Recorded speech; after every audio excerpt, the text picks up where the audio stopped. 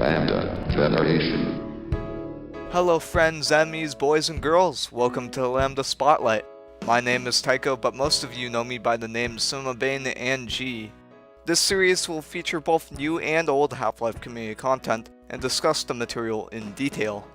First up, starting off the series, we're going to be covering Half-Life 2 Episode 1 mod Minerva Metastasis.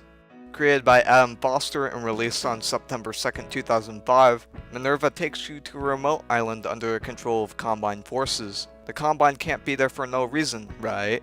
The player's goal is to uncover whatever the Combine are hiding and to destroy it. Minerva contains a total of 4 chapters: Carcinogenesis, Downhill Struggle, Depth Charge, and Pegasus. The mod starts off with you being dropped off a Combine Hunter Chopper, right at the door of Combine-controlled territory. You receive sets of orders through messages relayed to you in the form of text, sent by Minerva, a female character who functions more or less as your radio operator, probably somewhere safe and far away, while you're on an island in the middle of nowhere being shot at.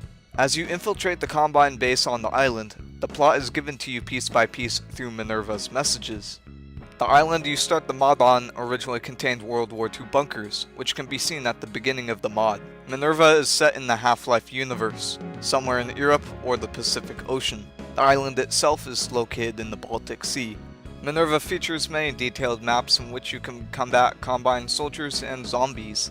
One interesting and noteworthy design choice about the island map in the first chapter of the mod Carcinogenesis is that it was actually inspired by the Halo Combat Evolved level The Silent Cartographer. Now, isn't that just cool? On April 28th, 2013, Minerva Metastasis was released on the Steam store after receiving a very positive reception. During this time period between the mod's initial release in 2005 to the Steam store in 2013, Minerva became increasingly more popular. The 2013 Steam edition of Minerva contained various improvements over the original, including improved lighting, DirectX 8 support, improved map design, and of course, bug removal. No one likes bugs. Support for dynamic lighting and other visuals were also added in the Steam edition, which runs on the 2009 branch of the Source engine. In addition to all of the improvements, the mind behind Minerva Metastasis was also featured in many articles and interviews, continuing to ramp up the popularity. I mean, heck, we even made an article on it too. In 2008, Foster was even noticed by Valve themselves and offered a job, which he accepted. Because of the success of Minerva Metastasis, Foster had said that in his spare time he'd be working on a new chapter called Out of Time. Foster hinted in his blog that the new chapter would take place somewhere in a snow-dusted coastal town, complete with its own citadel. It was also further hinted that this would be located in City 44, and would include some freakish gameplay additions.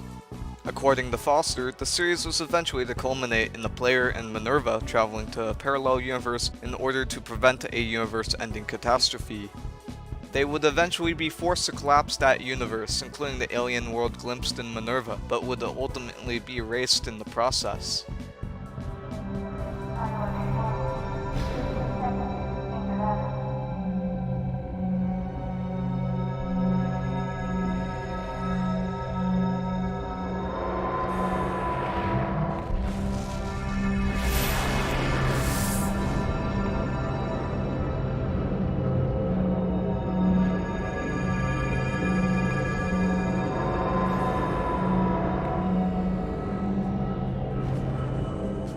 Now, that was awesome. Upon being interviewed about his recruitment to Valve, he mentions that he is indeed working on Half-Life 2 Episode 3, the next installment in Valve's episodic ladder for Half-Life 2. While this may have been the case for Half-Life 3's development in 2013, this is most likely not the case now, with all arrows pointing towards the next installment of the Half-Life series having been cancelled.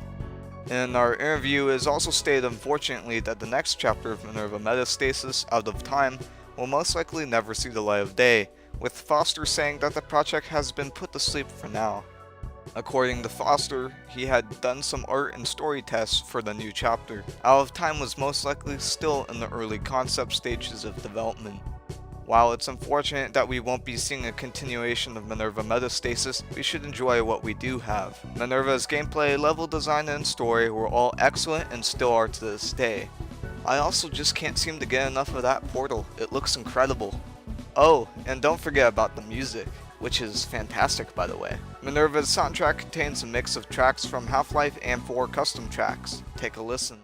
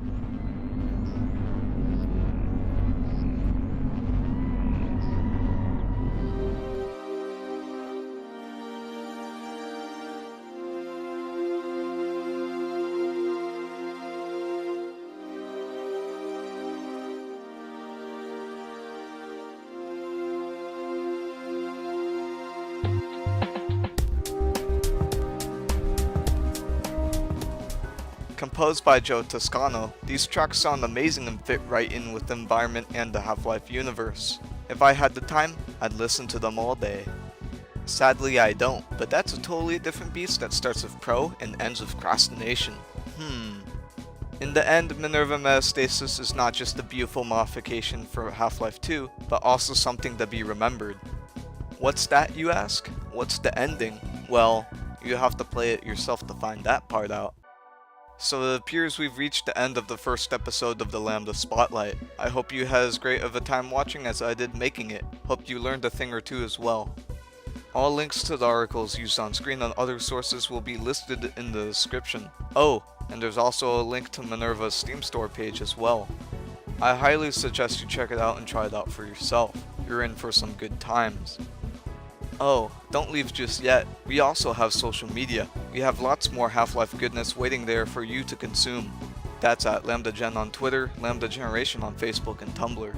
You can mail us stuff at mail@LambdaGeneration.com, and don't forget to join our public Discord server. Guess what? I have social media too. You can follow me on Twitter at Somabane, and don't forget to check out my YouTube channel. I got some cool Half-Life videos coming soon. Who knows, you might like them. Before you go, don't forget to subscribe and ring-a-ding that bell icon to never miss another video. This has been the Lambda Spotlight. I'll see you next time.